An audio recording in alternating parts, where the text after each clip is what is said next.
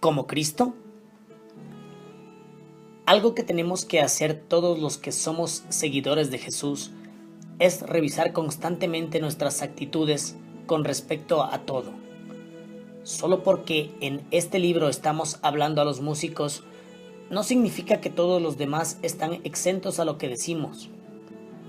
Sin embargo, pareciera que los músicos son algunos de los que más batallamos en el área de nuestras motivaciones, actitudes y personalidades.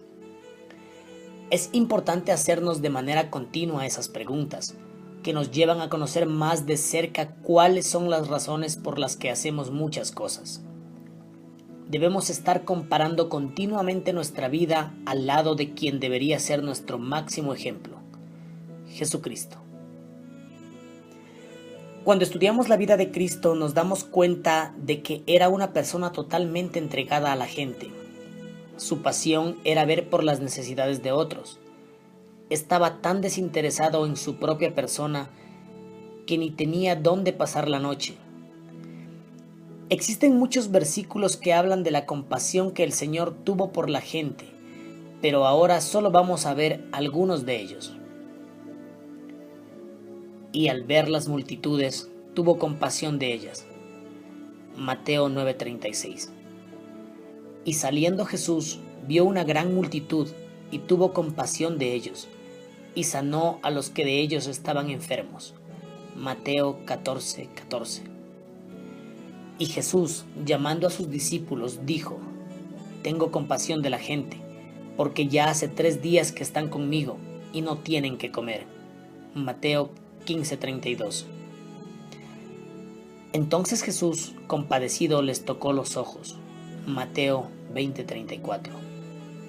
Y Jesús, teniendo misericordia de él. Marcos 1:41.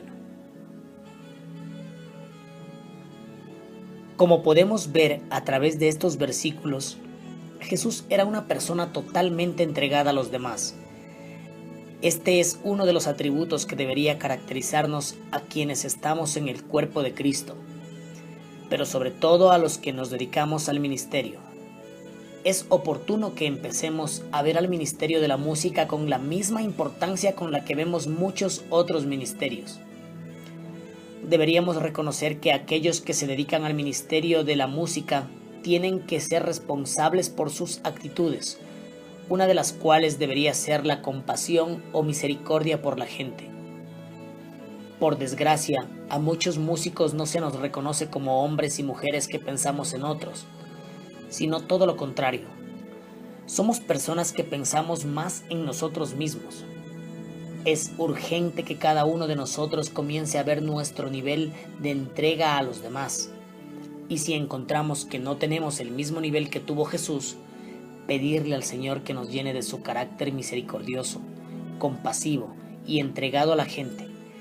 Cada vez que tengamos un ataque de egocentrismo, deberíamos recordar que Jesús vivió para servir a los demás y para dar su vida en rescate por muchos.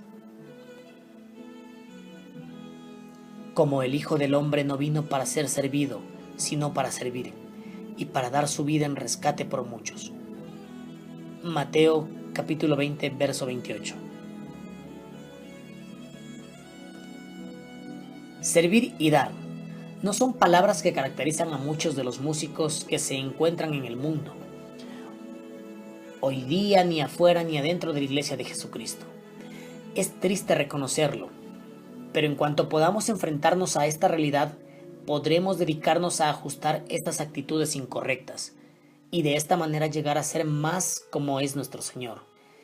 En esas dos palabras tan sencillas como Cristo se encuentran resumidas todos los frutos del Espíritu, los mismos que deberíamos tener cada uno de nosotros: amor, gozo, paz, paciencia, benignidad, bondad, fe, mansedumbre, templanza. Gálatas capítulo 5, versos 22 al 23. Si tan solo pudiéramos llegar a ser como Cristo.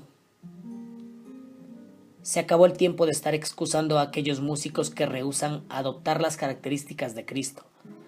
Pareciera que hay tan pocos músicos que tienen la personalidad de Cristo que podríamos añadirlos a la lista creciente de las razas en extinción. Existe una gran necesidad entre nosotros los músicos de adoptar todo el carácter de Cristo. Mientras tanto, deberíamos poner unos pósters por todos lados anunciando: se busca vivo o muerto, músico como Cristo. Recuerdo la tarde en que Lalo y yo comimos en una cafetería de la ciudad de San Antonio, donde nos habíamos conocido y habíamos pasado mucho tiempo juntos, y en la que nos encontrábamos después de pasar por lo que sería la peor etapa de su vida. Desde que nos habíamos visto la última vez, que fue en las oficinas centrales del ministerio de Jimmy Swaggart en una ocasión en que pasé por ahí, habían pasado muchos años. Yo me había casado, tenía a mi hija Elena y mi esposa, y yo estábamos iniciando lo que ahora se conoce como Canción Producciones. Lalo, con una preciosa niña de 7 años, se había divorciado de su esposa Nena y se había apartado del camino del Señor, viviendo una vida de libertinaje y desenfreno total y absoluto. Al estar frente a mí esa tarde en aquel restaurante, se le veía acabado y muy cansado, sin voluntad de lucha y sumamente avergonzado por el último año que había vivido. Sucede que en su juventud había pasado un tiempo jugando con la homosexualidad, y en este tiempo que se había apartado del Señor, se sumió totalmente en ese estilo de vida.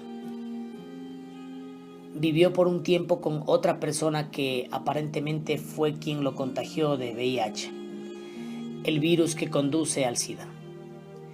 Y la noticia de esto me la estaba dando justo un día después de que se la habían dado a él. Lalo llevaba mucho tiempo preocupado, pensando que ya estaba contagiado, y la confirmación de esto lo llevó de nuevo a los pies de Jesús. Cuando platicamos él y yo, tenía solo 2 meses de haber vuelto a los caminos del Señor.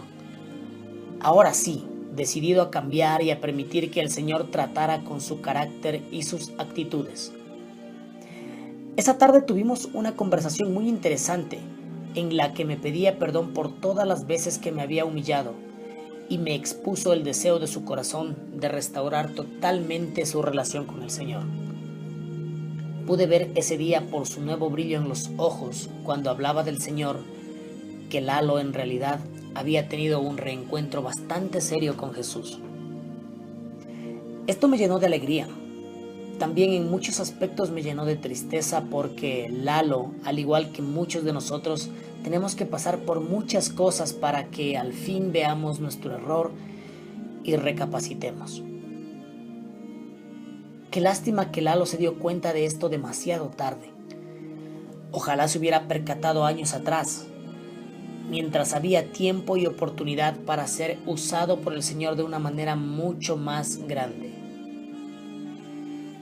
La última vez que vi a Lalo fue un par de años después de nuestra reunión en la cafetería. Se había vuelto a casar con una hermosa hermana en Cristo.